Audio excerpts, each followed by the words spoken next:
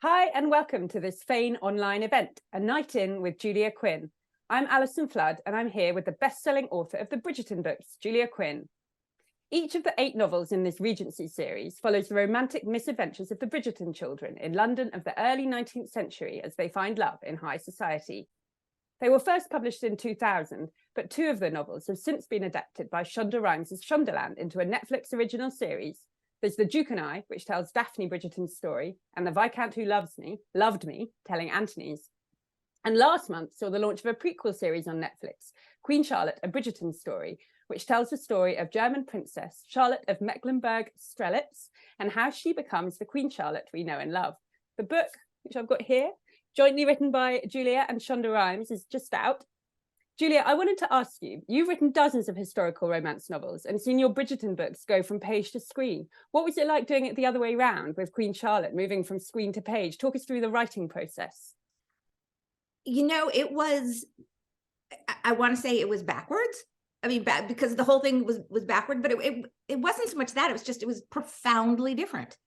And it was very funny because before I got started, I had like this month of time where I knew I was going to be doing this project and I hadn't received the scripts yet from Shonda. So I couldn't get started working. So I started doing some research about, well, how do you do this? How do you turn a script into a novel? Because there are lots and lots of examples of turning a novel into a television show or a film, but almost nothing. Anyway, the end of the story is that I found nothing, absolutely nothing. And so I turned to my husband one day and I said, well, I guess people can say I did it badly, but nobody can say I did it wrong, because there's just no way. And so I was really no further along the thought process when I received the scripts from Shonda. And that was how we did it. She wrote the scripts, gave me the scripts, and then I turned them into a novel. So it was very much, we took turns. I think, some people had this vision of us holed up in a room somewhere, but, as fun as that sounds, that wasn't how we did it. We each sort of worked in our wheelhouse. And so it was very much like when her company adapted the Bridgerton novels, I said, here, take it. You have creative control. You know how to write scripts. You know how to make television. I don't. Do what you do best. And Shonda literally said to me, I don't know how to write a novel. So here, you do what you do best. And so she handed me the scripts. And then at that point, I had to figure out how to break down the architecture of a television script, or actually a set of them, and then rebuild them as a novel. And it was really fascinating. It was very much like a puzzle. And I love puzzles. So yeah, I would totally do it again. Yeah. How did it all come about, the plan to tell Queen Charlotte's story? Well, it really depends on how far back you want to go. But, and bear in mind, I found out a lot of this well after the fact, but it turned out that, so Ted Sarandos, who is CEO of Netflix, I'm not even sure what his exact title is, except that he's like everybody's boss's boss's boss. His mother-in-law watched the show Bridgerton and said to him, I want a show on Queen Charlotte.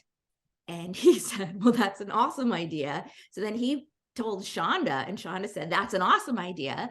And then at some point, it got greenlit, and Shonda called me, because I only find out about these things after they're, a done deal, and said, we're going to do this prequel series, at which point I nearly hit the floor, because, it was, the fact that Bridgerton got made was so crazy to me. And then to find out I was getting a spinoff, it was just mind-blowing.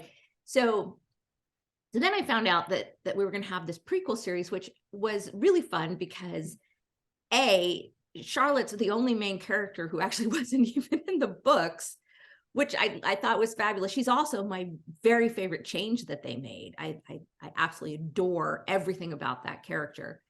And so I hung up with Shonda after talking to her. And then later that night, I said to my husband, told him all about it. He said, you have to write the book. No, there's all sorts of things that can make it complicated and different. And I don't know if I could do a good job and all these things. And he bugged me.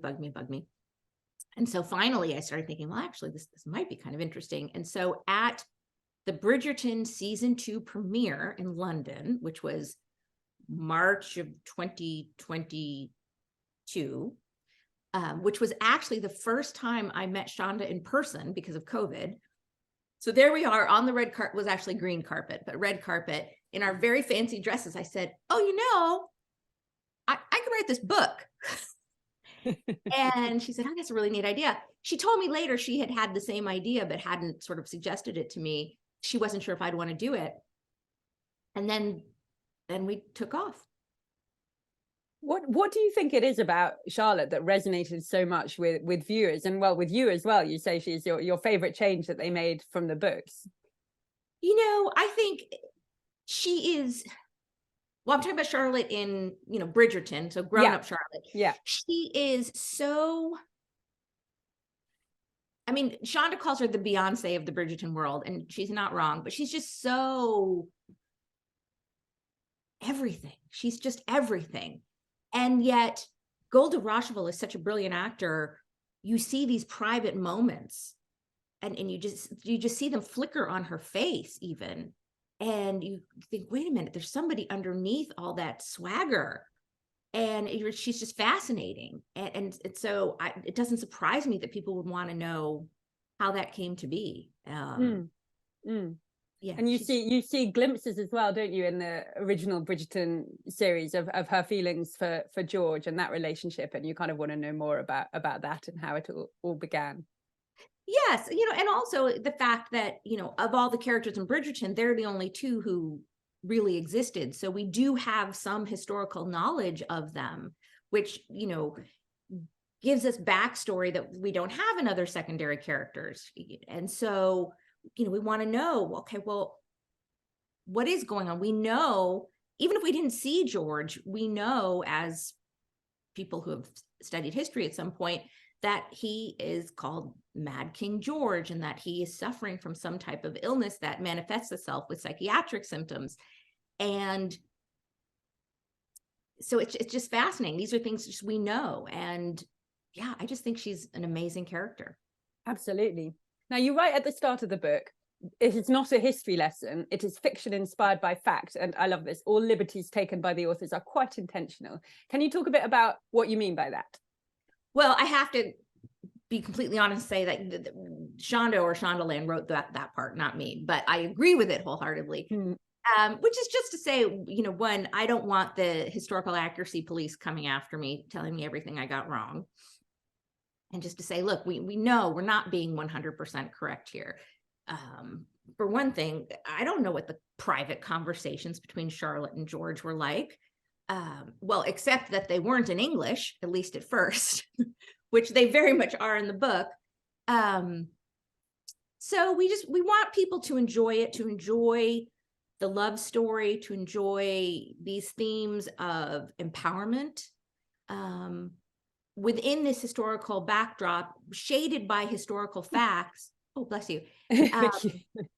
But without, you know, coming away, I don't want anybody like going around saying, well, this is fact. This is how it happened.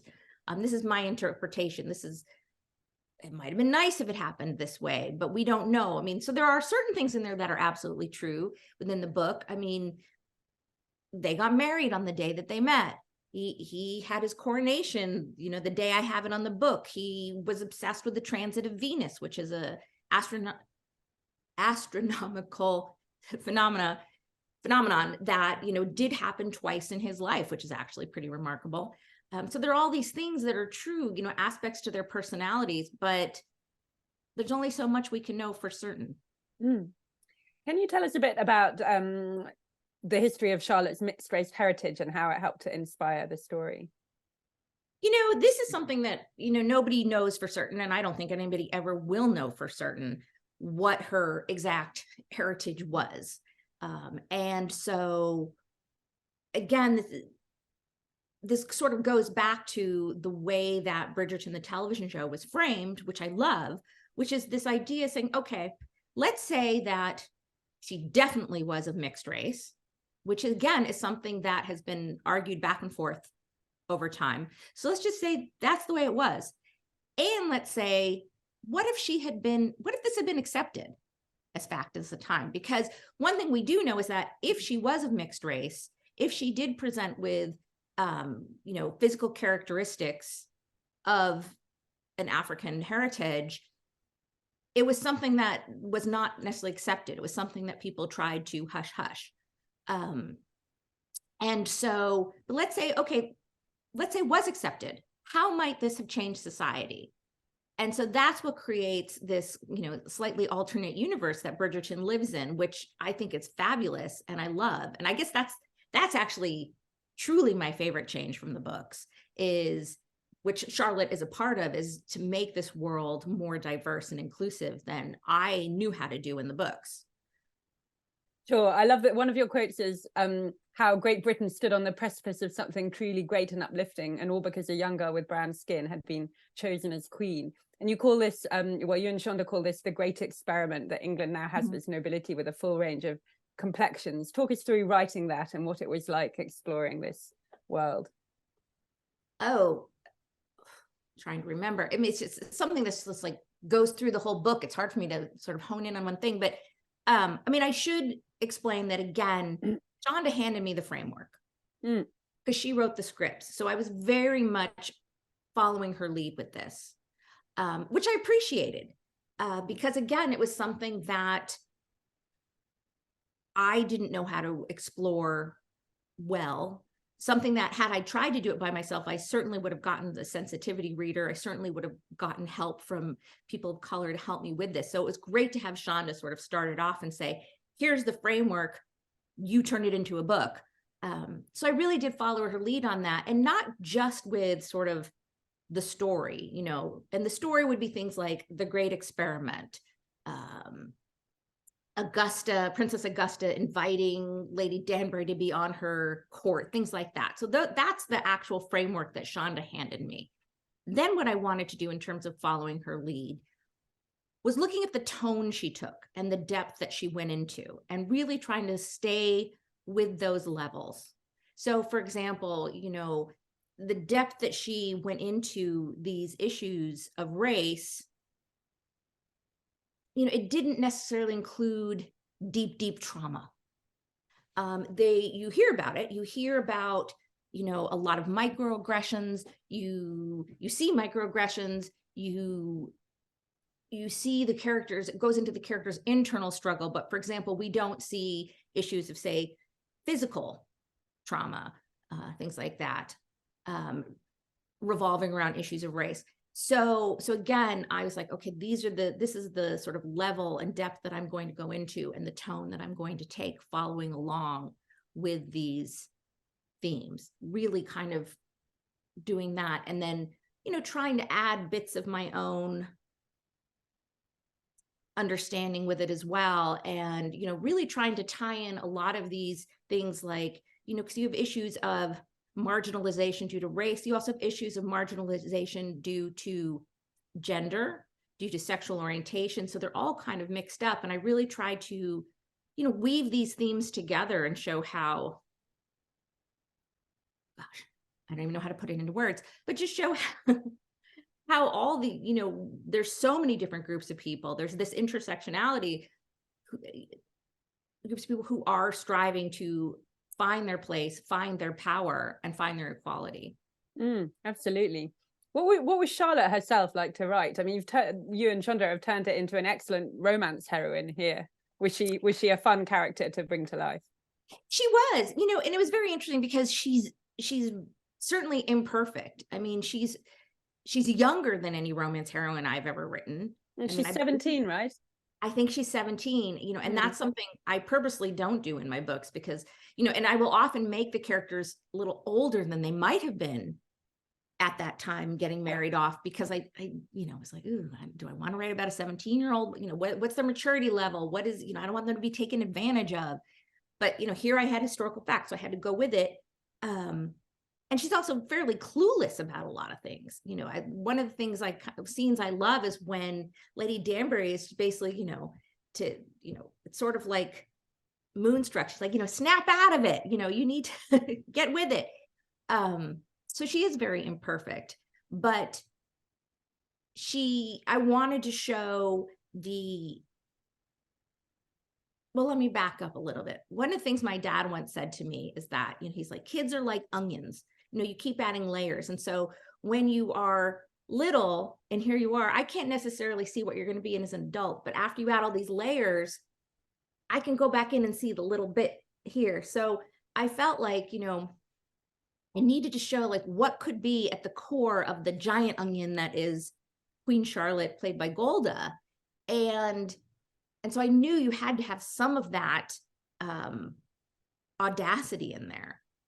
But at the same time, she hasn't come into her own yet. She's not completely secure in her position. She's making mistakes. She feels out of place. And so it's like, okay, take this character, but strip away some of that self-confidence and self-possession, and what do you have left? And so that was really fun. And then also, I did want to make the novel I wanted to make it read as closely to a romance novel as I could. And to give readers who read my books that same sort of set of emotions you get from a romance novel, even though it was never going to be a true romance novel because the ending is too bittersweet. But I wanted to at least give that wonderful sort of heady courtship and love and declaration and all that in there. So, I had to sort of create her for that as well. It's heartrending, the ending. It's really moving, I think. Yes, it's true. Speaking of it's still kind of hopeful in a strange way. Yeah, no, it's lovely. I love it. Speaking of the onion that is Charlotte, that you're also sort of doing the same thing with Lady Danbury, right? Because we see her at that moment when she's invited to the wedding and she has to sort of step up and steel herself, doesn't she? So we see the sort of the core of her, this who she will become one day.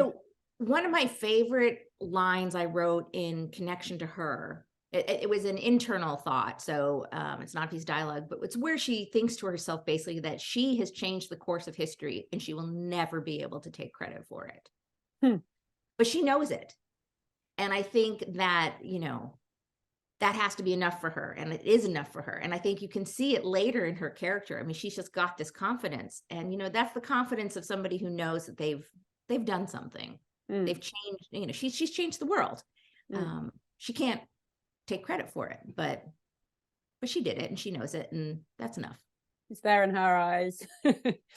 How about King George? Tell us about his story. How much of his story and his mental struggles are historically accurate? It's hard to say. I mean, obviously it certainly is documented that he had mental struggles. I do think that the onset was later than as presented in the show. As far as I could tell, it was more toward his 30s or 40s, and he's in his young 20s here. So that is certainly a liberty that we took, which certainly, works better for the story that we're telling. But the truth is that that's another thing we're never going to know for sure. There are lots of things that could have caused him to present the way he did. He could have had mental illness. What kind of mental illness, we don't know. Could it be schizophrenia? Could it be bipolar? Again, we don't know. He could have had a brain tumor. He could have had porphyria, which is what was suggested in I think it was 1994 film, The Madness of King George, which is actually a liver disorder, which can give psychiatric symptoms. Heaven only knows what else. So again, that was really just us trying to create this character and rather than give some sort of, diagnosis or, choose, just some sort of like voyeuristic look into his, quote unquote madness. I was much more interested in exploring how his awareness of what was happening to him affected him. To me, that was much more interesting. Sure, absolutely.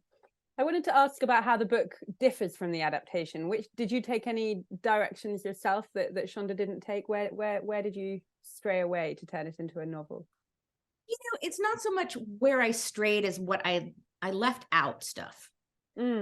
So the biggest change is I took away the entire second timeline. So the show goes back and forth between when the time of their marriage and what in the script is called BPT, BPT, which is Bridgerton present time. And that's actually very funny because in the script, I kept seeing this thing, BPT, BPT.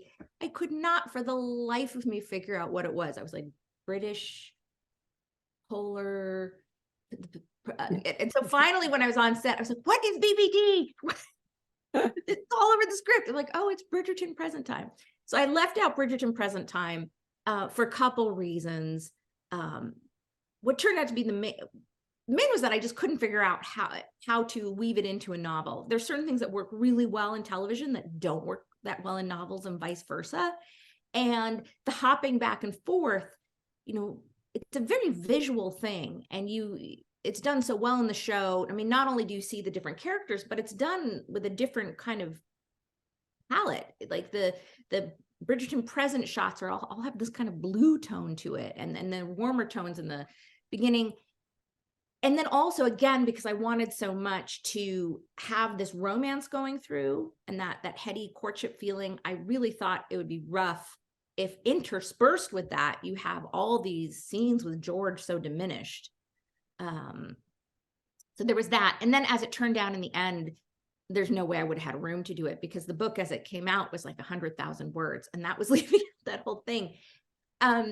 And then I also decided to eliminate the whole subplot.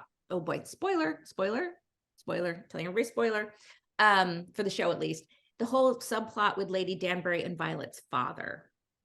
And the reason for that was that so much of that subplot I felt tied into what was going on in the Bridgerton present time with Lady Danbury and Violet's friendship. And I just thought it was easier without it. And I also felt that within the realm of the book, I was able to show Lady Danbury's sort of awakening and awareness of her power and her agency without that. So those were the biggest change of leaving things out. And then in terms of what got sort of added in, it's not really straying so much as filling in blanks. So like in the show, Shonda created this idea called even days, which is basically that while George and Charlotte, so supposedly hate each other, they're only having sex on even days. And but Shonda never says how that comes about. And so I went, when I was on set, I turned to Tom Verica, who's the director, and said, where did the idea from even days come from? Do we know? And he goes, somewhere in Shonda's head. And so I was like, okay. I was like, ooh, I get to make this up. So I got to make up the scene where, okay, how do they come up with even days? And so that was really fun, kind of, places where in the show, 2 weeks pass and we're just supposed to fill it in. I was like, ooh, I get to fill that in. I get to do this. I get to put you in their heads and see what they're thinking. So it's not like you're going to get kind of a wholly different experience, but you're going to get this kind of enriched experience. Yeah, absolutely. Which would you recommend doing first, book or TV? Oh. I think you could go either way. I read the book first and then watched the TV, and it was lovely to see that things that had been in the characters' mouths kind of coming to life on the screen. So I think that's a good way. That was a good way around for me anyway. Oh, that's so fun to hear, because most people have done it the other way. So it's kind of fun to hear how it works going that way. Yeah, it's never that. I was gonna say, it's certainly a closer experience than the original Bridgerton novels and Bridgerton the show. Those diverge quite a bit more. This was a much closer experience. So I like to call it like a multimedia experience, which I think some people really love.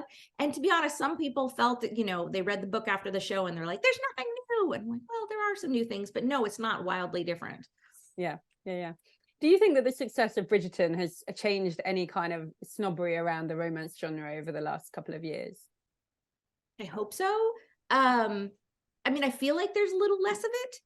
What's interesting, though, is that, this kind of explosion of romance novels is actually mostly contemporary romance novels. Aside from the Bridgerton books, which I will say are doing very well. Thank you, everybody. What we're seeing really rise to the fore in a huge way are contemporary set romance novels. So I don't know how much Bridgerton had to do with that, but I do know that there were a lot of people who watched the show and kind of, I mean, without thinking in so many words, but kind of had this thought like, well, wow, I wonder, I really liked the way the show made me feel. I really enjoyed the set of emotions in the show. I wonder what else there is like this. And we're all kind of like, hello, romance novels. Because the show really is a romance novel. Each season is a perfect romance novel. So we'll see. I don't know. Yeah, fair enough. Fair enough. Had anyone expressed interest in adapting Bridgerton or any of your other novels before Shonda came along?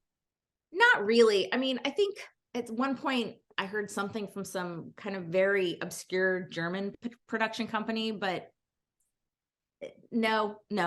And in truth, you know, we weren't actually out there shopping it around because nobody was adapting romance novels. That's, you know, people asked me after it was announced, like, whoa, was somebody taking around Hollywood? Were you trying to sell it? And I said, no, I just got a call completely out of the blue.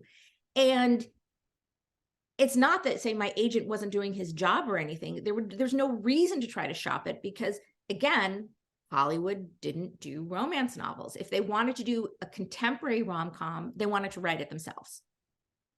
If they wanted to do a historical piece, they wanted to do Jane Austen for the 53rd time, which I'm here for that.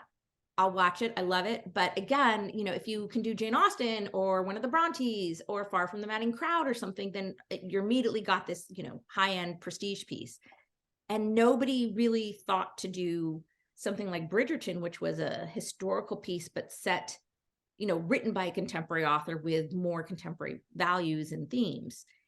And I don't think it's such a surprise that Shonda would be the person who would think of that as something to do because she's just such a trailblazer.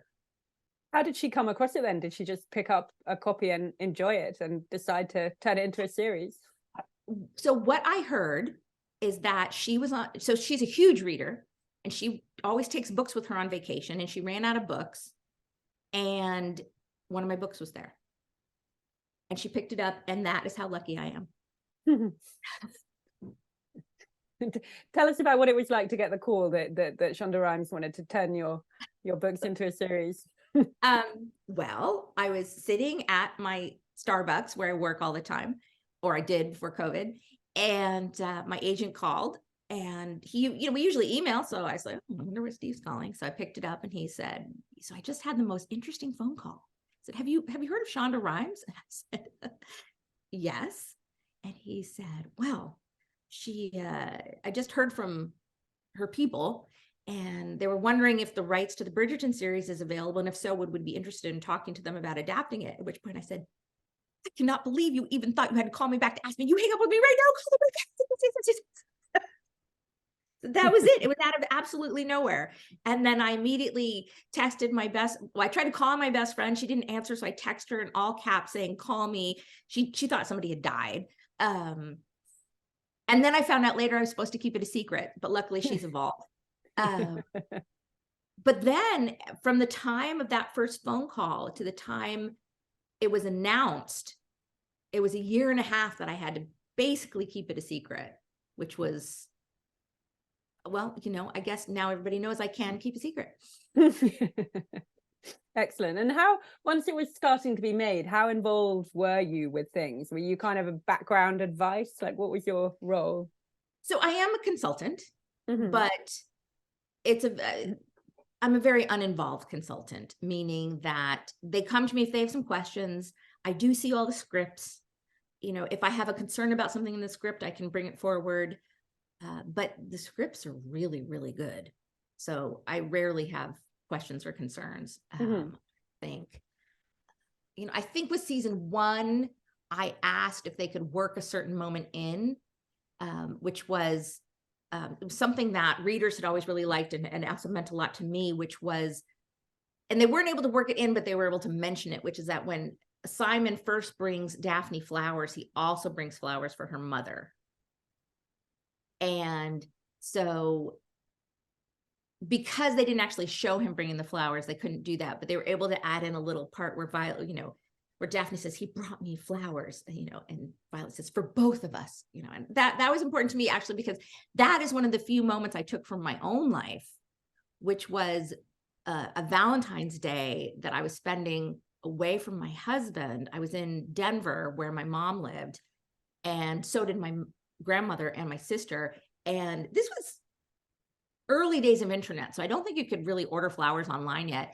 And my husband called up my sister to get the number of a florist. So she knew that he was sending me flowers for Valentine's Day. What she didn't know is that he also sent bouquets to her, my sister, and my mother, and my grandmother. Oh, Oh my lovely. gosh. Yes. At which point, I told my dad about it later. My parents were not married, and so he wasn't there to witness it. And my dad immediately said, "Oh, he's good." He was very impressed with his moves. So that's one of the few things from real life I've actually put in a story. And Oh, it was very meaningful too, because as much as my mom and sister liked it, what it did for my grandmother was remarkable. I don't think anybody had given her flowers since, but my grandfather had passed several years before that. And he had been, in a assisted living facility for some years before that. So it had been years since anybody had gotten my grandmother flowers. And she just lit up and was giggling like a schoolgirl. And it just, made me think of like the power of that sort of gesture. And so that's why I thought it'd be really fun to put in the book. And that's why it meant something to me to have it in there. So that was one thing that I consulted a bit on. excellent. And it shows that side to Simon as well, doesn't it? The sort of the kind side, the thoughtful side to Simon. Yeah. I guess it's a while ago now, but casting mine back to what did you think of the color conscious and inclusive casting when Shonda brought it up that this is how it was all going to happen? I thought it was amazing. I mean, truthfully, I knew she was going to do something to make it more diverse and inclusive, because it's Shondaland. You look at their shows, there's no way it was going to be all white. And the big question I had was how are they, and it seemed to me at the time that there were two ways they could go about it. And as it turns out, neither way was the way she did. But I thought it was either going to be colorblind, in which case you would just cast people regardless of color, race, religion, anything. In which case you might have, say, the Bridgertons being all different races. You might, so it could be something like that. Or I thought they might change up the stories a little bit to bring in some other type of, racial issues of prejudice or trauma. I honestly don't know what, like, maybe have Simon be Black and Daphne be white, and have that fact become a big part of the story. They have to rise above societal prejudice. And it turned out that there was a third way that hadn't even occurred to me, which was to do this color conscious casting and to create this type of world that they did, which I thought was utterly brilliant, because it makes it diverse and inclusive, but still kind of makes sense. The family looks like they are genetically related, but you are also living in this world where there's not that much reference to prejudice, just sort of like this one conversation at this point between Lady Danbury and Simon being like, this is sort of how we got where we are, without going into it. But you create this world where characters of every background can have happiness and joy and a happy ending. And yeah, I realize that's not how society was, or sadly how necessarily it is entirely, but it's wonderful. And I love being able to show, joy for everyone. Excellent. So season 3, has it finished filming? It has. And thank you for asking just about the only question about season 3 that I'm allowed to answer. But we can say that it's Colin's story, right? That's yes. The story that's being told. Colin and Penelope, yes, that is true. So I'll tell you right now, I don't know when it's going to air. I get asked that. That's every time I do an appearance, and I have to say, I don't know. If I did know, I couldn't tell you, but I promise you, I don't know. If I did know, I would say I know, and I can't tell you, but no. Oh, well, it's one of my favorites, so I'll look forward to that one. Do you know, is the plan still to do all the Bridgerton kids? That's the hope. I mean, we are renewed through season 4. Mm-hmm. But I think everybody hopes to do all 8. The show is certainly very successful, so I don't see why they wouldn't.